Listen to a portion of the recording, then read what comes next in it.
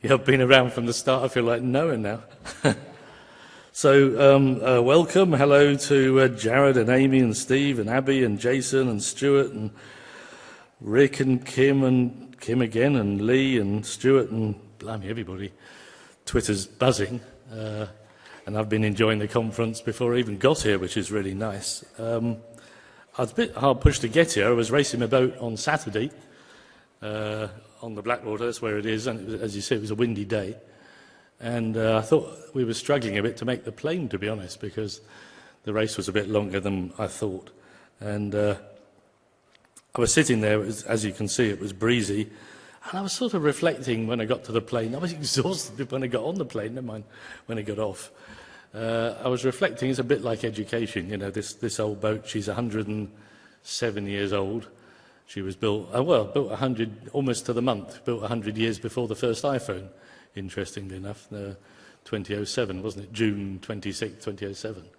And I was just reflecting, when we sail, we haven't got much control over the direction, to be honest, you know. We sort of vaguely point her in a direction, then she's off, you know. And I thought, well, that's education, really. So the short version of what I'm going to say to you today is let's just try and get the direction right and hang on, because it's going to be a hell of a decade. I think you're going to see more change in this next 10 years than you've seen in your lifetime, probably than we've seen in the history of learning. And it's going to be exciting stuff. Yesterday, I was just digging out some old things yesterday. I couldn't help but find this old thing from ages ago. Some of you might remember this from, if you've heard me talk, a long way back, 2004 this was. They were selling off the Encyclopaedia Britannica cheap for 99p. But presumably the 2004 edition was out. And I bought this. I only bought it because the label said, get knowledge cheap, which I was... It's a great little moment, really. And I was thinking, you know, you've heard from Sal Khan about the Khan Academy and so on. You know, this isn't just about knowledge, is it? It's not just about getting content out there. It's way more complex than that. And that's the complexity I want to explore. In England, we're in a moment of sort of madness, as you know, really. But we're spending, I think for this year, actually, it's looking like somewhere around £230 million on inspecting our schools to make sure they don't do the wrong thing. And we're spending about, just under 20 million on the research on what they might do. And you think, well, that doesn't sound like an industry that's going to survive. You know, you've spent all your money on control rather than on innovation. You're not going to make it. And so, you know that control-rich space is doomed. So what have I been doing lately? Actually, I'm just back from Spain. Some of you all know I'm a professor in Madrid these days, as well as in England. My Spanish is rubbish, but I'm working on it. Coffee Break Spanish, the free podcast I would recommend to anybody.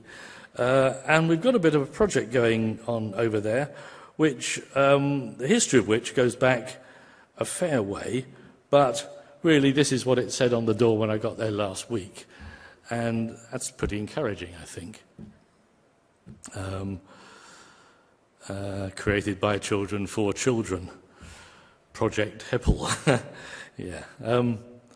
So what are they doing? Well, it's quite exciting what they're doing, really. They started off with this. They started off with 3 schools, one in Barcelona, 2 in Madrid. And the 3 schools were borrowing ideas from my daughter Juliet's classroom. We've got pals here from Mark Oliphant College over here that I'm proud to be thinker in residence in, and we spent some time chatting to her in the early days there as well. So she's been showing them what her kids have been doing, creating their own classroom.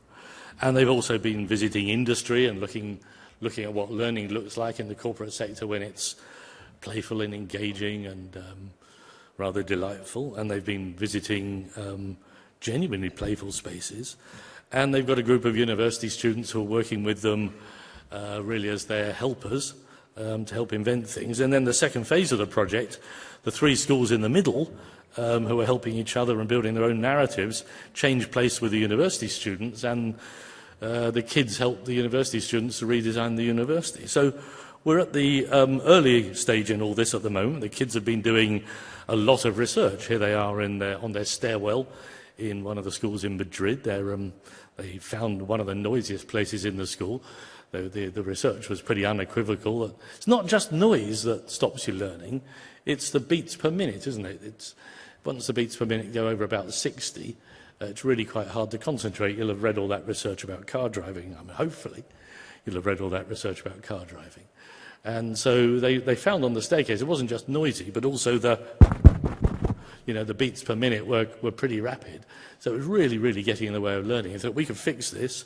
And what you can see going on there is a kid at the top with his iPad. Other tablets are available. And he's running one of those free decibel meters to measure the sound. The kids are walking up and down the stairs and they're videoing each other's feet to see if they can invent a quieter way of walking, which they've successfully done.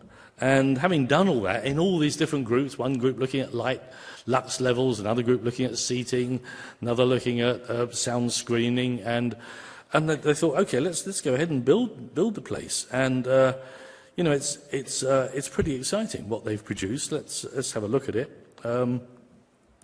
This was just last week, so it's pretty raw. They've made over 3 classrooms into one. They've taken out the 3 dividing spaces. And it's just worth saying these kids had no money. So they were given a budget, but the budget for the total conversion was €500. It's not much. And they wanted better furniture, and they wanted an interactive table, and a whole lot of stuff, all of which they've got. But they came out way under their €500 budget. So they were pretty clever about it. They've stolen things, plants. That's what the classroom, the far end, they've done 2/3. The far end they haven't converted yet, so that's what the whole place looked like originally. And they really liked these curved tables. They'd seen that when you build tables with convex shapes, you get concentration. When you build them with, with concave shapes, you get concentration as people focus. When you build convex shapes, you get that sort of gregarious behaviour as people's eyes all go around the room. So they wanted a bit of all that. They couldn't afford the tables, so they just took some old lockers, put the lockers on the floor, put a lump of MDF on top, learned to use a jigsaw, chopped round it, stuck the plastic on the side. So they built those tables, literally. Stuck an IKEA leg on the end to stop them tipping up, just bought one leg, They painted the whole walls, a 17-metre whiteboard, with paint that the students had developed in the university. They got some cheap IKEA furniture, but if you look at that sofa, you see the dark blue thing there, it's a cupboard.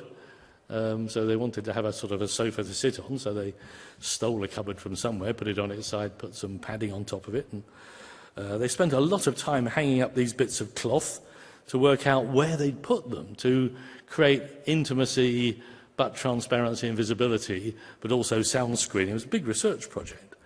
And, it all worked out pretty well. These little bubbles on the wall you can write on. They've got a sort of cosy comfort reading space at the end. They've got, it's just a good space. And they got their interactive table, all in budget. Yeah, well, flip, how did they do that? Well, they took a felt tip pen apart. They put some infrared components in it. They put the projector on the ceiling, twiddled it through 90 degrees, and stuck a Wii controller on the side of it, and just hacked the Wii controller. So as they used their pen on the table, it was talking to the Wii controller. They had an interactive table, which they think is really cute. And what's been astonishing about this really has been the power of it. It has been so amazingly effective. Look, here's Michael, the classroom teacher, just talking a little bit about what it's been like for him to be a teacher in this space. We got some volume here.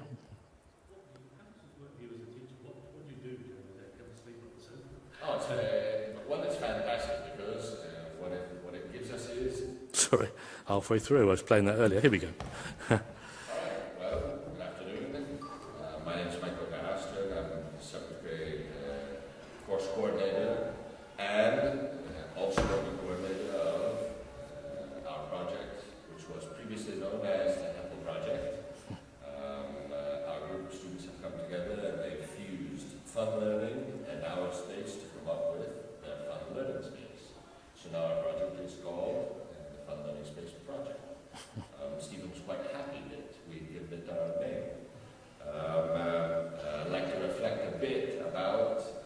process being that we are 2/3 of the way through the redesigning of this class space, and reflect back to one of the first conversations that we had with Stephen, and say that he was right. We need to trust the students from the get-go. For teachers, I won't play the rest of it, you can find it on my website, but absolutely took them a year to realise you really do have to trust the kids. Not to say to the kids, what do you want, just what would you like in your classroom, but to trust them to do the research, trust them to do the reflective practice, to trust them to do the bravest things. Look, here's what the kids in Catalonia did, by the way, in Barcelona. They had even less money, so they thought, I'll tell you what, we'll build a mock classroom. So here's their classroom. Look, they've got light control. They can change the mood of the classroom space. But it's a mixture of cardboard furniture. And they said, look, we know what our classroom wants to be like. We've done the research. We've modelled it. These are both schools, primary age kids. And you can see they've built something pretty engaging. The research is detailed. Each group is feeding back on what they've learned. They wanted a cave. They read all that stuff from Prakash Nair about caves and intimacy. They'd seen how powerful those little three-sided spaces are in so many classrooms. So they just built one out of chicken wire and papier-mâché as a placeholder. And they loved the idea of a table that came apart, a bit like sort of segments with... They painted the chairs to match the segments on the table so they could think harder. The whole thing was built around how do we learn together? What are the groupings? What are the collaborations? What are the collegialities and mutualities? And they've built the most extraordinary classroom out of papier-mâché, really. But the really surprising thing is they're teaching in it right now. It's working. So their budget was nothing. They didn't have 500 euros. They would dream of having 500 euros. They had no euros. And they've still built an effective, quite impressive classroom in all sorts of ways. Now, this is getting to be really exciting because we've got kids hacking their learning in a way that they're hacking their technology. Here are the kids I had with me in the Big Bet show in London last January. And, of course, I've got kids there from Spain and from England. I've got primary kids, secondary kids. I've got kids who've left school and are not in employment or training. I mean, I don't think you get a sense here of the catastrophe of employment that is Europe at the moment. 1 in 4 children under 25 are unemployed. In Spain, it's 67% under 35 are unemployed. It really feels like 1930s Europe. It's a social catastrophe. We will be at war soon for sure if we don't do something about it. So it's a desperate time. So let's get them all together, see what they can do with technology in the meantime. And I had them for 4 days and challenged them to do some programming. By the way, I had them all dressed up as numbers as well, so they could pretend to be binary numbers. They've got these little Raspberry Pis that I know you've seen all over the place. 15,000 Raspberry Pis gone into UK schools this term alone. So little tiny ARM-based computers that kids can program in Python, in whatever they like, really, Ruby on Rails, Scratch 2 even.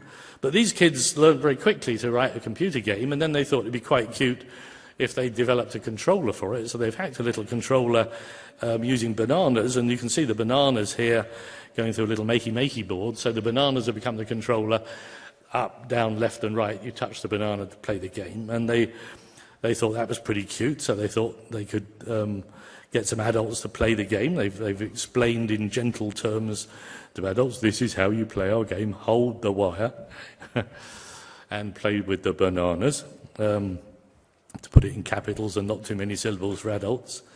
And it worked pretty well. And then I noticed at the end of day 2 that the big kids were getting quite excited. They'd got hold of one of those parrot drones, the sort of 4-blade helicopters you fly with your smartphone of choice. And they got hold of one of those and were thinking, hey, wouldn't it be cool if we hacked that so we could fly it with our Raspberry Pi? And first of all, they've got to work out what the code is that the phone's sending to the drone, and then they've got to work out what the variables do. Then they've got to control the variables with the... And, of course, they had to write some pretty cute code, the banana drone routines and so on. And bizarrely, as I was reflecting yesterday, they suddenly started wearing white coats in our sort of rather endearing way, hey, we're scientists now, And of course, they got it to work. Look, there's the flipping drone flying up and down, being controlled, not just being controlled with the Raspberry Pi, but look, can you see that glimmer of yellow there? They got the damn thing flying with the bananas. I mean, it's pretty impressive, Were they proud of what they did, Of course they were. It was just spectacular. But it doesn't end there, because they put that stuff up on the internet, of course. I was proud of it. I put it up, tweeted about it all over the place. And one of the people who read it was my little granddaughter, little Amelie, down here. So here she is down on Portland, building her own set of banana controllers at 5. And playing her own game with her own bananas. And she's quite excited about the way that this stuff gets passed on from kid to kid. So she thinks, I'll build a video to help other kids who want to do this. So here's Amelie's instruction video. This is her Amelie Khan Academy, well, let's play a little snippet of it. This is a 5-year-old, so I don't want to overpromise on this, but here she is doing an instructional video.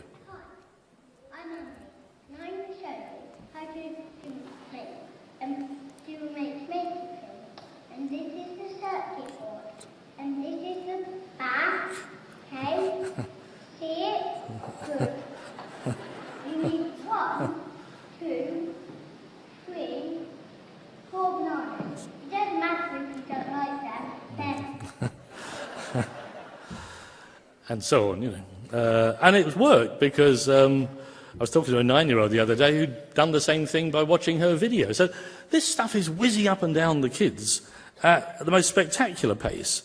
She also got quite excited, by the way, and then went off and made a cutlery xylophone and thought she'd tell the big kids how to do all that, which was reasonably cool. So what's happening here is quite exciting. What's happening here is that exponential graph that we all looked at some years back. You remember Ray and people like that at last year's EduTECH, talking about the exponential pace of change of all this. I mean, blimey, 2007 was the iPhone, was it 2010 the iPad?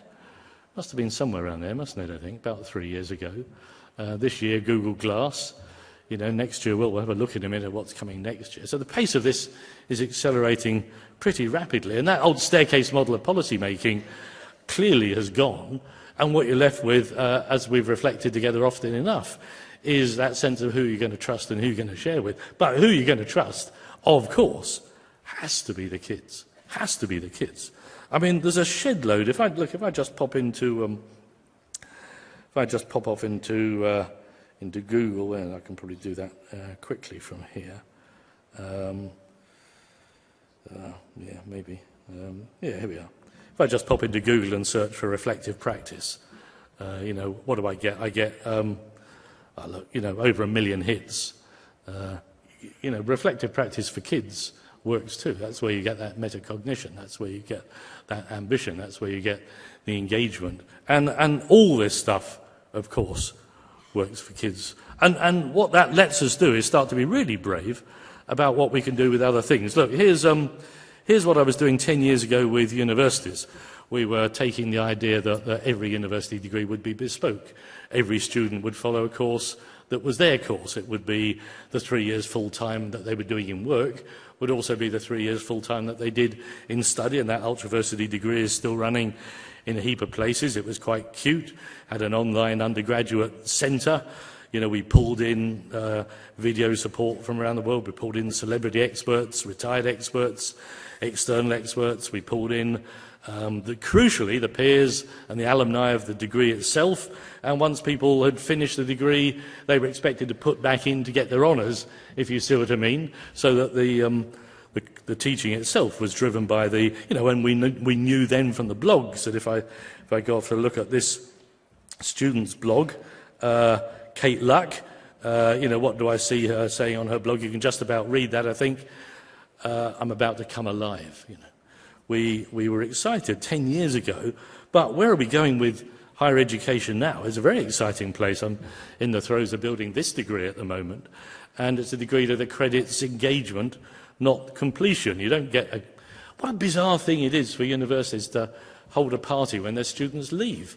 It's just, it's odd, isn't it, really? Can't imagine another industry that does that. Could you imagine if the car industry, you know, finally you stop buying a Ford and they have a cheese and wine party? It's, you know, what a piece of luck, you've left us. Why wouldn't our degrees last forever? Why wouldn't you accredit somebody for doing master's level work for the whole of their career? And you give them a qualification and a flag outside the door, and you only take it back when they stop learning at that level. Why wouldn't we do it that way round? Why would we ever do it individually? I don't know a world out there for individual endeavour outside of a very few special places like some parts of the Olympic effort, but not very many. Why wouldn't we do it for zero cost or almost no cost? Why wouldn't we're targeting it for 1 million students is the aim for the thing. And why wouldn't the whole thing be peer referenced? And, well, look, Flip, you can read the list as well as I can. And there's a lovely little quote from Nicholas there at the end. When he set up Skype, you know, people kept saying to him, "Where's your business plan then, mate?" And he said that, look, you know, we get half the phone calls in the world are free and we've got half of those. We're not going to need a business plan. You know, I don't know anybody that doesn't want to be on a degree that never. I was chatting to Ken. Ken, where have we gone? Yeah, Ken and I, we go back a long way. We did an online degree together in, God, when was it, Ken? It was a long time ago, wasn't it? 86, 87, you know. And we were just chatting before. We would love to have just kept doing that forever. You know, I was running a degree. Ken was a student on it, a mature student on it. And that would have been lovely to do. But I don't know anybody who wouldn't like to keep doing that, wouldn't want to work at a doctoral level for their whole life. So it's exciting times, I think. And of course, we're getting this excitement from listening to the students themselves. Look, here's a group of students who, having rebuilt their own classroom, are reflecting on what their university life might be like in the future. And it's pretty daunting to see the level of entitlement that they feel in all this. Here they come. We're going to talk a little bit about university life, but tell me a little bit about this space, first of all. What's special? Yeah, what's special about this place? Classroom was designed by students, so it was designed by people who are going to use it now for future generations, and it incorporates a lot of the things that we use at home and technology we use at home and technology we're familiar with, and I think that helps, and I think that's what makes this classroom like really unique. It's quite good for group work, so if we just want to move to our own space in the classroom and we need something to write on, we don't have to search for paper and pen, and we can just get one of the board pens and write things down. And I love the coloured light. And does the coloured light change during the day? How does that? Yeah, they're mood lights, so they can change themselves or we can change the settings. So you can set different mood colours. Yeah, very good. Do you think you'll get spaces like this in university? But I think universities would have probably thought more about that because they're more experienced with students, maybe they're bigger and there's more students so they have more opinions. I know that when I go to university there's going to be like a range of different types of learning styles, and I'll be able to choose the styles that I like to learn in, and it'll be more independent. Yeah, right. Good luck with that then, mate. You see what's happened here. You know, there's a pace to all this that's electrifying. Let's look at what happened. I did a lot of horizon scanning some years back for the UK government. They said, what are the things that are going to trip us up in the future, Stephen? We were doing horizon scanning, looking to the sort of 2020s, and we were saying computer science is going to become a crisis, cognitive enhancement, you know, psychopharmacological enhancement is going to be significant. I just checked them out this morning before I came down here, and what do I find? Find on this month's the tab, which is Oxford University's newspaper, right on the headline, there's students saying, hey, look, we tried this and it works pretty good. It's the forget your Red Bull, this is the way to pass your exams. I mean, psychopharmacological enhancement is everywhere. Look, this is where you put it, you know. Don't get the right orifice, you know, crucially. And you know that what happened with computer science is that people got fed up with waiting for departments and governments to change, and we've just had a huge number of Raspberry Pis given to schools by Google who are saying, come on, flipping heck, we need kids who can program.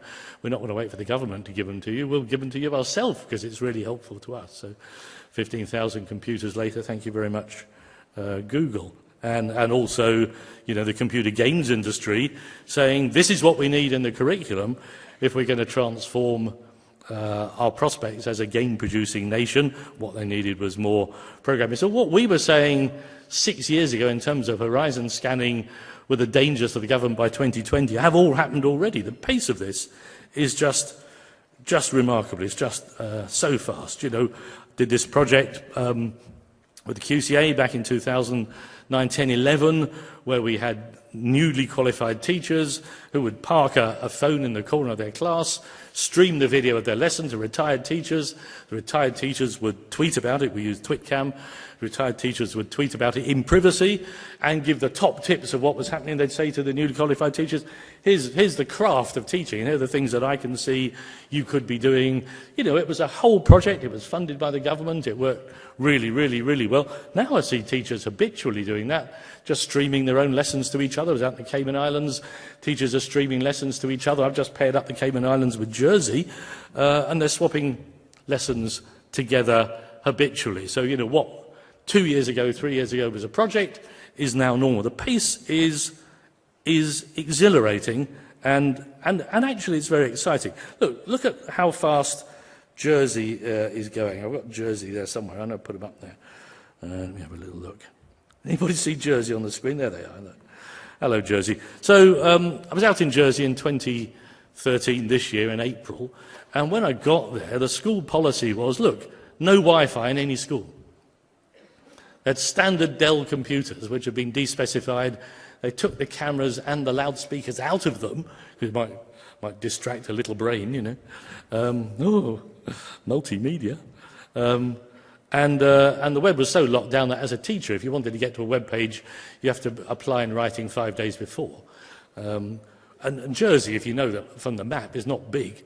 If you sent a bloke, you know, walking, he'd be back by sort of mid-afternoon, you know. And look, by May, April, May, the next month, in fact, 8 days later, the national policy was gigabit fibre to all schools, high density, 4G, 3G, any flipping G we can get our hands on, Wi-Fi into every school, all the web fully open, just like the Royal Dubai Girls High School, you know, fully unfiltered. Phones are out on the desk. It's a bring a browser policy, not a bring your own device, not a one device suits all. You know, giving kids identical computers is like giving them identical haircuts. It's barking. They're different, aren't they? So just rock up with a browser and make sure it works, and island-wide celebration. If a country can change in 8 days, we haven't got time to hang around and spend 3 years piloting and struggling with policy. I'm coming to some questions in a couple of minutes, I think. In fact, I'm coming to some questions. Where's my timer? We coming to some questions any second now, then. Let me give you one last thing then, as my man walks up with the microphone.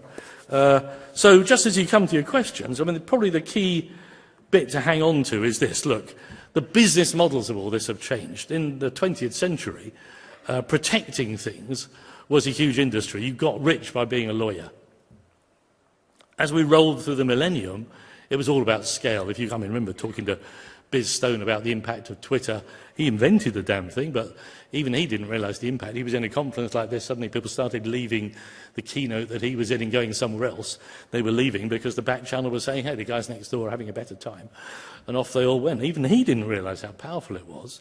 But scale was everything. You know, if you could get scale, and geeks sort of inherited the millennium. But now, it's about memberships, it's about communities, it's about mutuality, it's about collegiality, and the people who are holding all that together are the learning professionals. This is the decade of learning professionals. You are the most important people on the flipping planet, and will continue to be for some time, probably for the rest of the century. So it's your decade. It's quite exciting. Let's come to your questions, and then I've got a couple of things to say right at the end.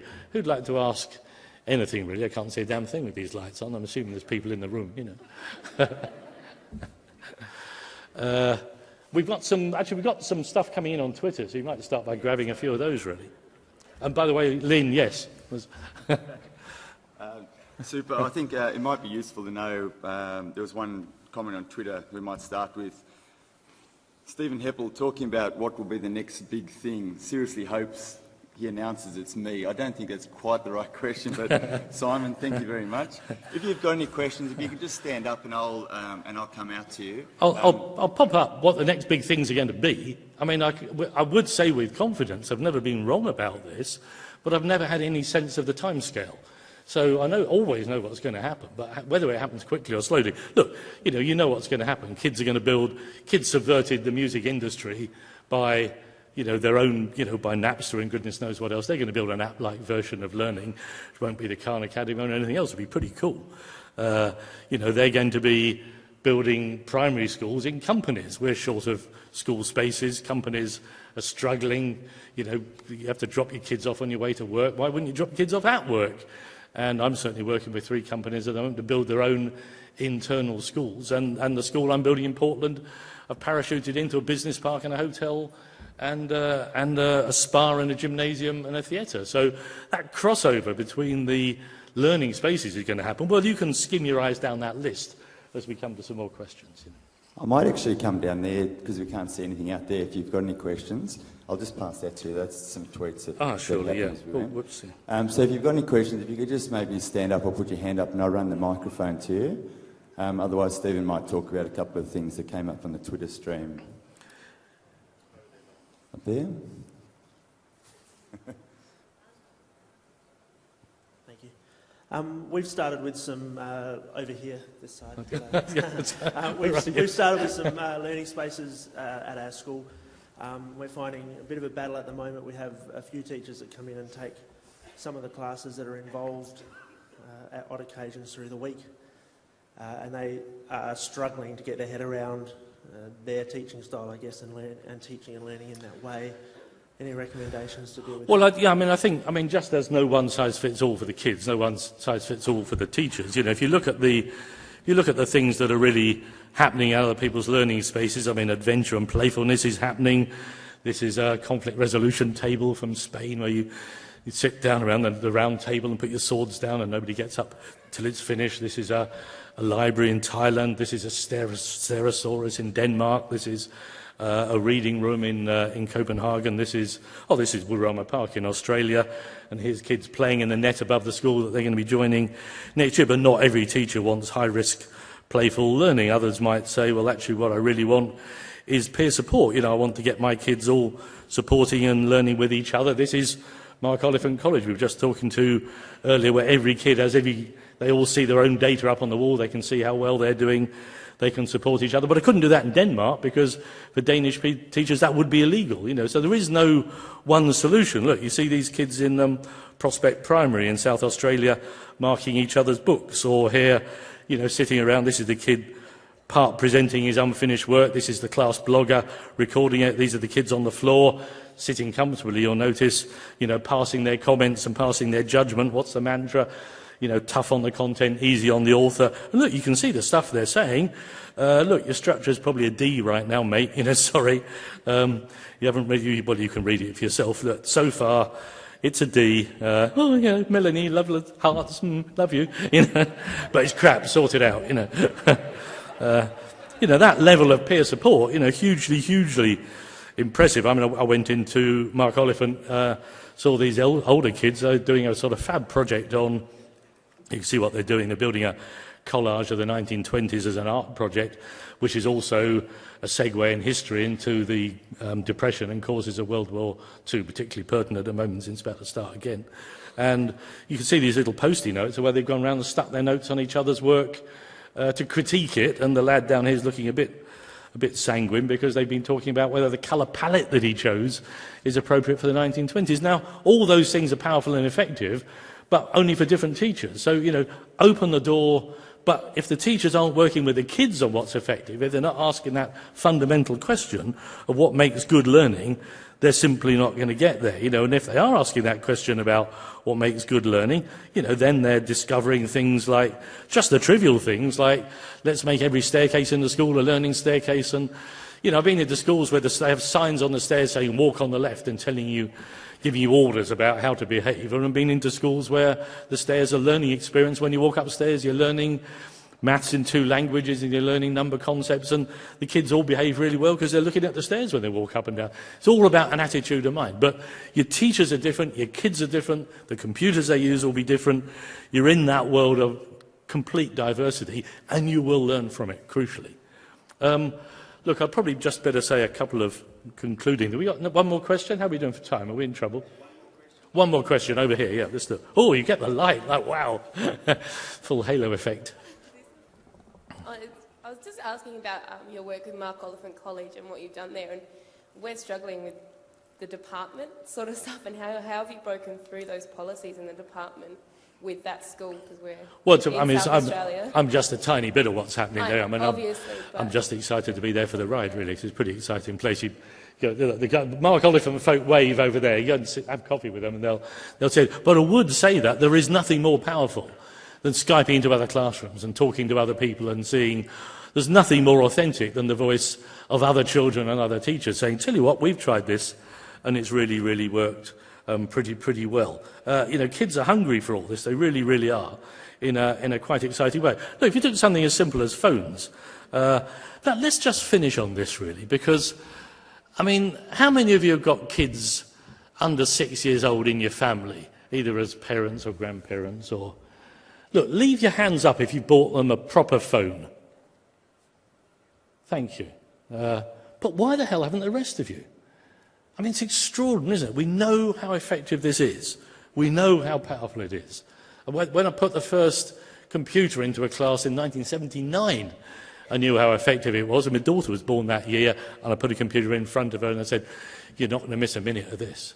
We know how effective these pocketable personal technologies are, and you know from the cognitive science that you want your kids to have their heads around building the little taxonomies of understanding of that's a tweet, that's a message, that's an email, that's a picture, that's a tagged image. Of course, none of those things will exist in 10 years' time. But the understanding that different media fit different purposes will exist. And if they haven't got that in their heads by 6, it's going to be really hard for them. So, as parents, forget everything else you're here for. You're here as teachers and administrators, but actually as parents and grandparents and siblings and uncles and aunties and goddads, get those phones into the hands of the kids and do it flipping now. Look, here's little Amelie, chatting away to me. She obviously had an iPhone at 4, and she's chatting away there, sending me a picture of her 3D printing. She's done some 3D printing at school, and she's very proud of it. There's the pictures she sent me. Yeah, but it's cute. Here was her at 14 months, learning to use the thing and working out how it all works. She's looking for an application and pretty pleased when she finds it. Woohoo, found it. Yeah, great. Why wouldn't you do that? Now, if we don't believe it, this is at the EduTECH conference, not the let's come and talk about chalk conference. If we don't believe it, who the hell else will? So, whatever else you do, go away from here and live it like you talk it. Don't wait for their flipping birthdays. Just buy, and don't give them your phone. You wouldn't go and give them your copy of a poetry book. You want to give them their own book. You want to give them their own phone. Do it, and do it now. And then you'll see, in your own life, in your own families, in your own opportunity, as a few of you are seeing, thank you for those brave hands over there, you'll see just how flipping effective this can be.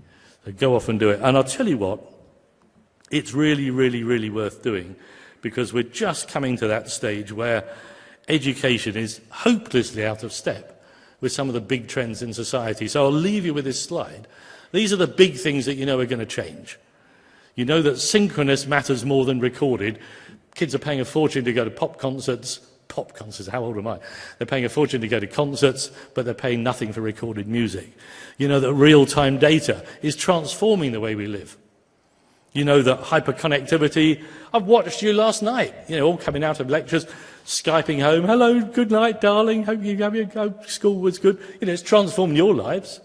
It's going to transform our lives, absolutely. And you know that the one big thing technology has done everywhere is pull costs down. It hasn't done that in education, because we're still doing old education with new technology bolted on top. That can't last. The education will get a lot cheaper. We'll still have teachers, you'll be rich, but education will be a lot cheaper. So that's where it's going. Arm your kids to be part of this.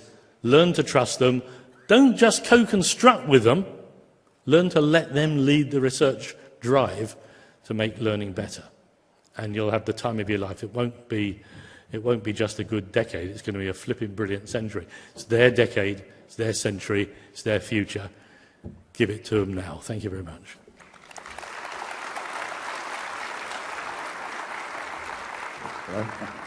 Superb. Thanks so much, Stephen. It's fantastic. Really encouraging us to explore with our kids and to take ownership, let them take ownership of their learning, which is fantastic. I'm really excited personally to see if I can fly my drone helicopter with a banana, but I might need a little bit of practice with that. I'll send you Amelie's top tips. I look forward to it. So thank you so much for that, and thank you for encouraging us to really empower our students for our learning. So if we could please have a round of applause for Stephen to finish.